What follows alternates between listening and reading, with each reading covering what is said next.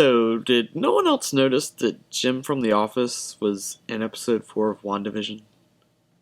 So, see, here is Jim from The Office, and here he is in WandaVision. You're not Jim. Jim's not Asian. You seriously never noticed?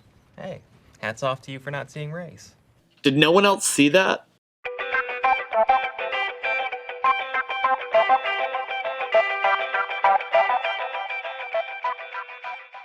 Happy Monday, February 1st, everybody. I'm Andrew, and this is Everyday Nerds. Today we're going to be talking about WandaVision more and where it might be going next. So, before we get started, spoiler warning for all of WandaVision, the 4 episodes that have come out so far, and then possibly future episodes if these are right, but I don't know, we'll see. So, to start off, we're going with the question, what's the deal with Vision's body? I think this question was already answered by the Russo brothers a while back, so we're just going to roll the clip. Hey, Russo brothers, what happened to the Vision's body?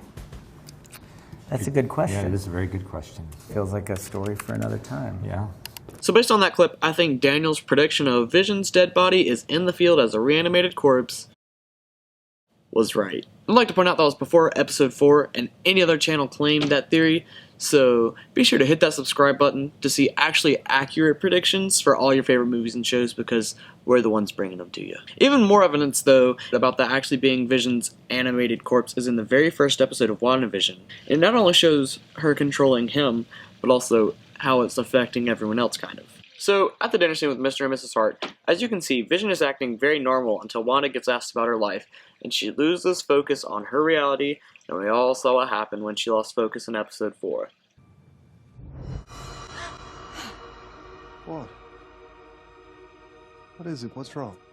But when she is being disassociated from her reality, Vision completely freezes, as if he was waiting to be told how to react to a choking Mr. Hart. Along with that, it seems no one can react to the events outside the sitcom, because, I mean, just look at Mrs. Hart. Stop it!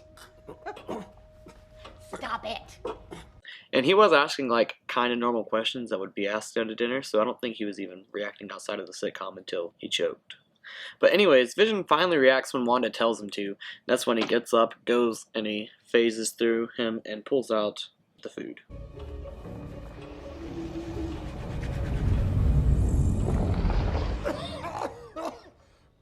So, is this more evidence that Wanda is just reanimating his corpse or that somebody else is? Whether it's powering him or fully controlling him, because he didn't do anything until he was told to.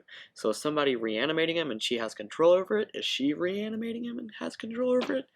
Who knows? It also showed everyone trapped in the bubble can only react to what is in the sitcom itself, with the only exception being when she was focused on childbirth.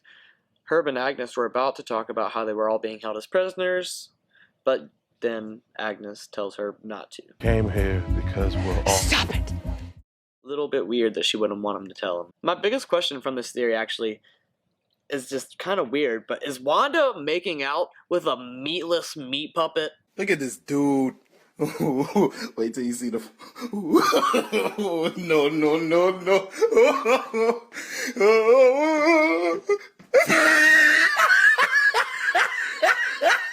Like, does he actually look like this? Is this what she's making out with? Is this what she's snuggling in bed with? That's kind of gross. What the f*** is going on here, Kevin? I need answers now. But while watching these episodes, I also noticed that Wanda definitely did choke Mr. Hart. Like, I'm 100% positive. So when Mr. Hart slaps the table while he's asking those very simple questions that she can't answer because it's not in her reality that she created, Wanda was kind of in a thoughtful gaze, but when he slaps the table, she breaks out of it, and she looks at him, and she blinks. Damn it, why? Why did you... Damn it, why? Why did you...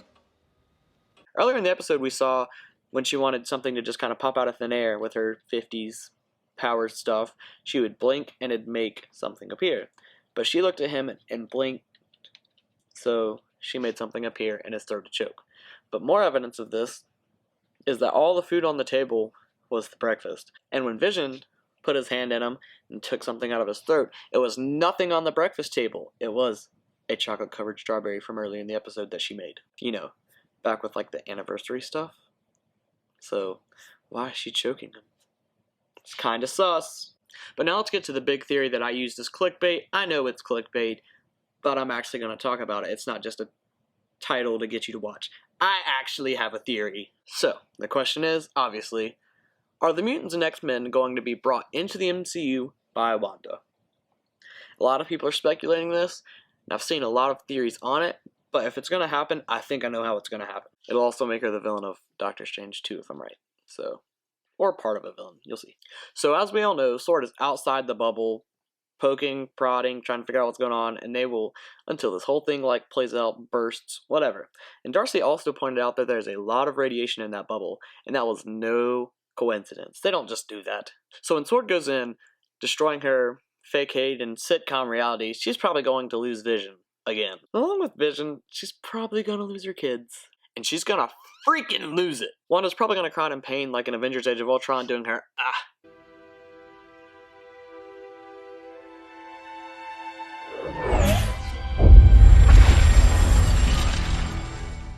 That might throw the bubble across the earth, and the whole globe is gonna feel it. Radiation's gonna go everywhere. They're gonna feel her power. It's gonna be a mess. And I think this is going to activate the mutant gene. Radiation, powers coming together. I mean, that might just do it. This also might create a multiverse from when she does that. And then I think that could lead to her being the villain of Doctor Strange and the Multiverse of Madness, because she's going to be going mad. Or as I think they've said, Nightmare might be the villain of this movie. So he could also be using Wanda's fear and making her evil and raged up and just like destroying stuff. But either way, she's probably not going to be an ally for the full movie, or if she is at all. I've also speculated before that Dottie is going to turn into Emma Frost. So if this theory is correct, that could be how Dottie turns into Emma Frost, because we all know that her specific casting had to be approved by the main Marvel man himself, Kevin Feige, meaning she's a pretty big character, most likely. But anyways, do you think this theory's pushing it, or do you think I'm right? Is Wanda going to create the mutants and a multiverse and become the villain of Doctor Strange? Let me know in the comments down below.